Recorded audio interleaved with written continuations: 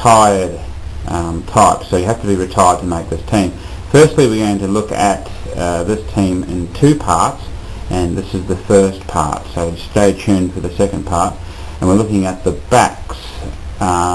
Firstly, Roger Dean. Why is he in the team, Barry?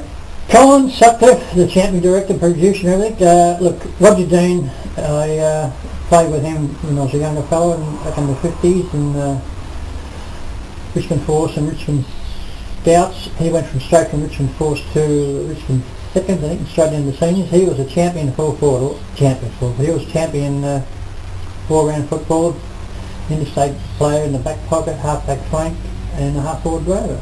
So that was a pretty good sort of, I would say he's a very good footballer, Colin, very underrated. Okay, well, Calvin Moore next.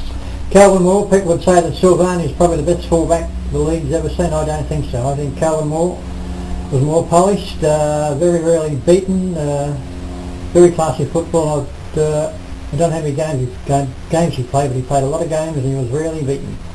Okay. Next is James Hird. You've got him in the back line.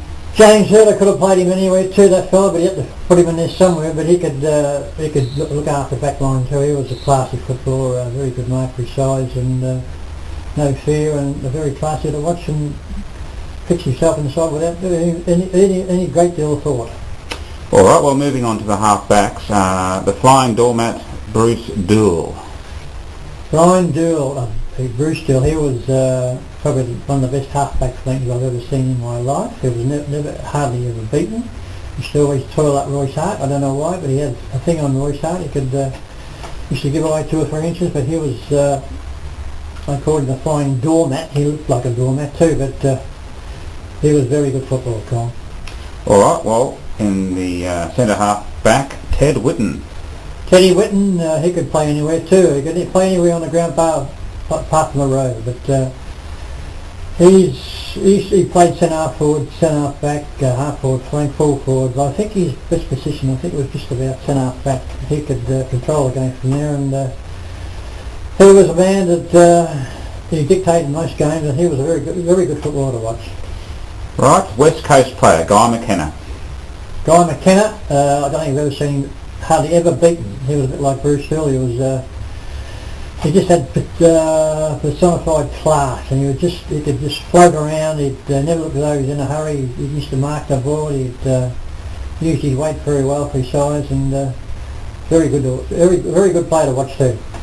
All right. Well, now moving on to the centres, and you've got 2 wingmen, Peter Matera and Robbie Flower. Peter Matera is probably the best goal-kicking wingman the world's ever seen, Australia's ever seen in AFL and VFL. He was kicked the ball a mile. He was hardly ever beaten. He was the day he kicked that 5 goals to grand final on the wing. It was extraordinary effort. He got the Norm Smith medal too, I think, if I remember rightly. And he was very good to watch too. All these players would have been very good to watch and still are. Robbie Flower? Robbie Flower, probably Melbourne's one of their icons of a footballer. He could play tall for himself. He was probably about 5'10", but he could play very tall. Took a big mark every week.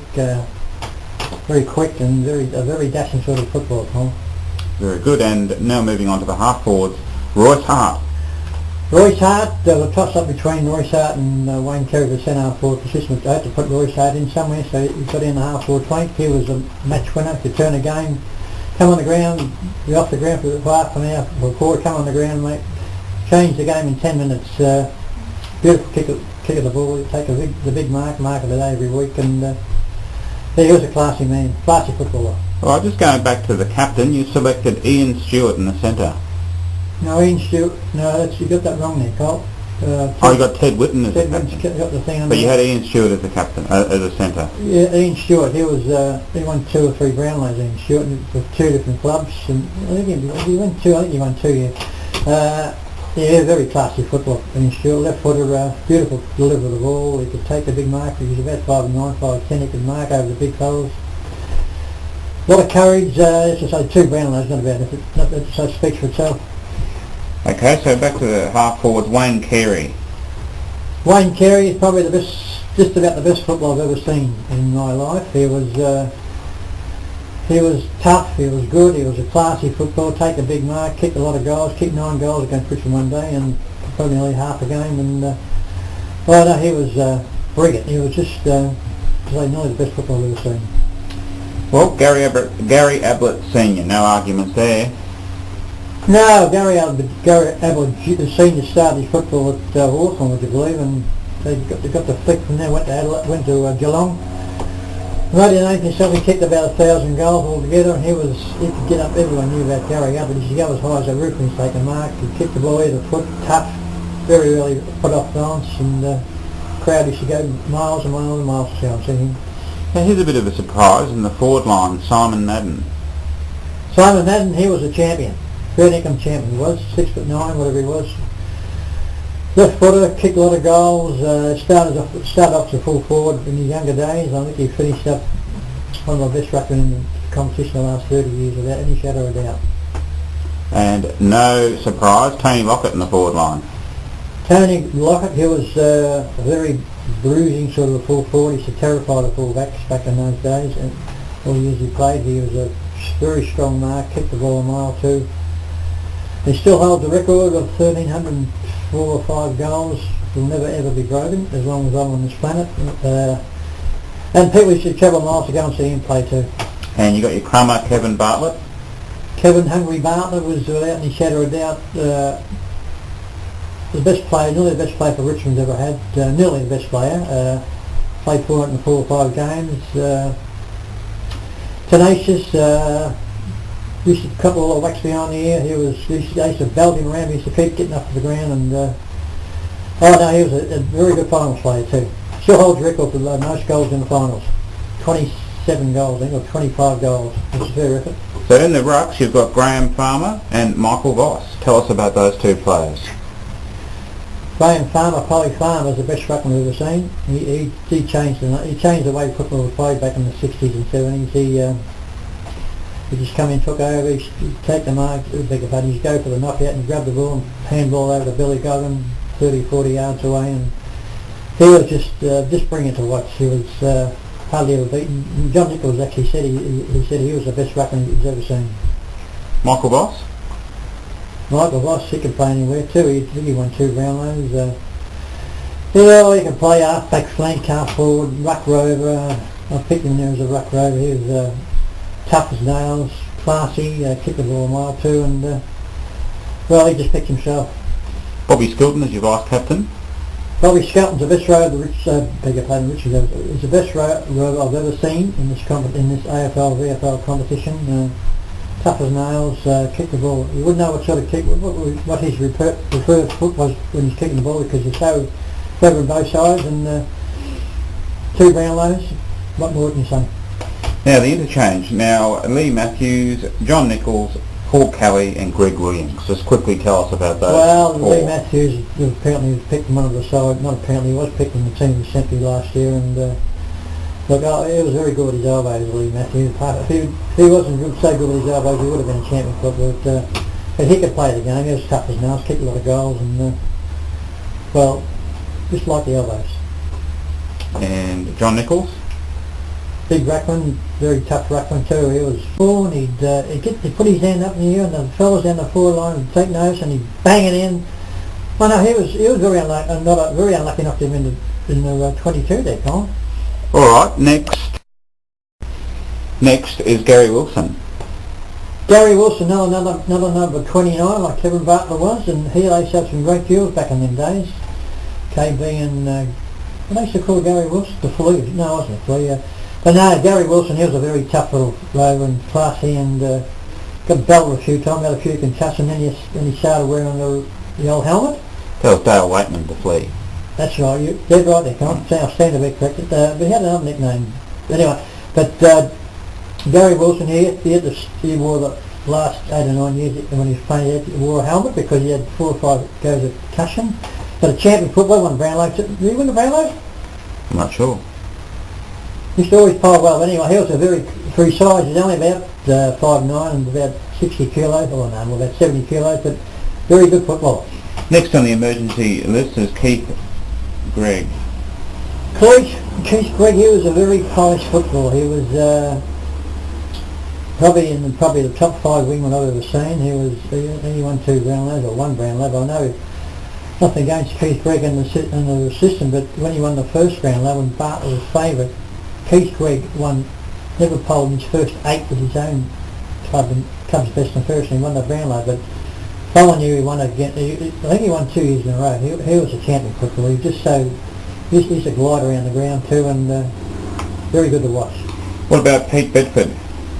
Champion footballer Peter Bedford, number 11, played in half forward flank, centre. He was around the Skilton days. Him and Skilton should take turns to win Brownlows back in them days, and very good footballer and an interstate cricketer, and he was good to watch too. Okay, and last on the emergency list is Stephen Silvani. Well, Stephen Silvani, everybody's picked him. Well, most of the people I've seen picking these sides of team of the centuries, I've picked him full back, but as I said before, Calvin Moore, I think, well, people have got their own ideas about footballers, but I think Calvin Moore's more polished than Silvani. Silvani could go to full forward too sometimes and kick a few goals, but I just thought, I know you could play Silvani, with no shadow of a doubt. He was a very good footballer. I mean, anybody want him in the side, but bit of luck in not being in the side too. Well, what about Dermott Brereton then? Why isn't he in your team? Dermott Brereton, he wouldn't. Well, actually, I've seen him play one game and won the final about 10 or 15 years ago. He got cracked. He got someone lining up shirt around him, and he got this cracked rib, and he went down the forward pocket. Anyone would have went off. He was coughing up blood, and anybody else would have gone off. But he went down the forward line. He's kicked 4 or 5 goals that day, but he's probably as tough as you get to Dermott Brereton. He was very classy. He could take a big mark, and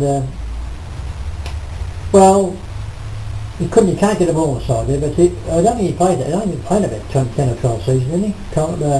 Dermott Brereton.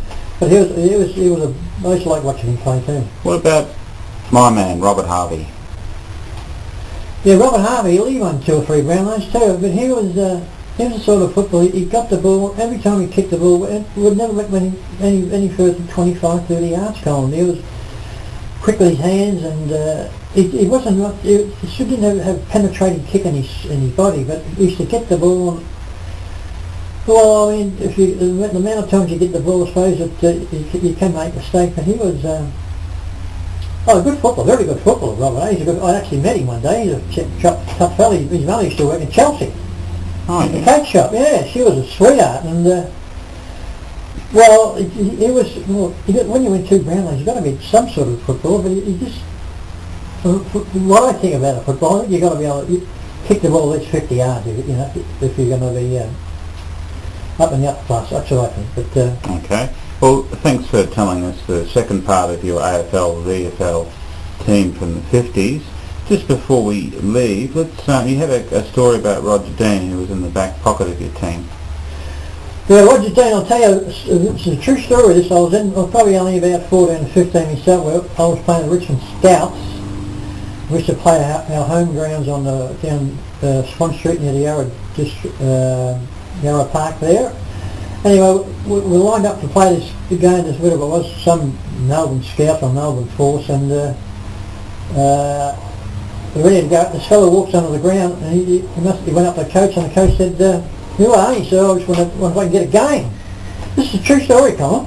Yeah. Anyway, we must have been short, so he come on at half time. He's got best on the ground, kicked about 5 or 6 goals, and that's how he started his career. Actually, I know Roger Dean very well. I haven't seen him for probably 10 years. The last reunion we had down at Richmond Scouts down in Richmond, National Hotel in Richmond.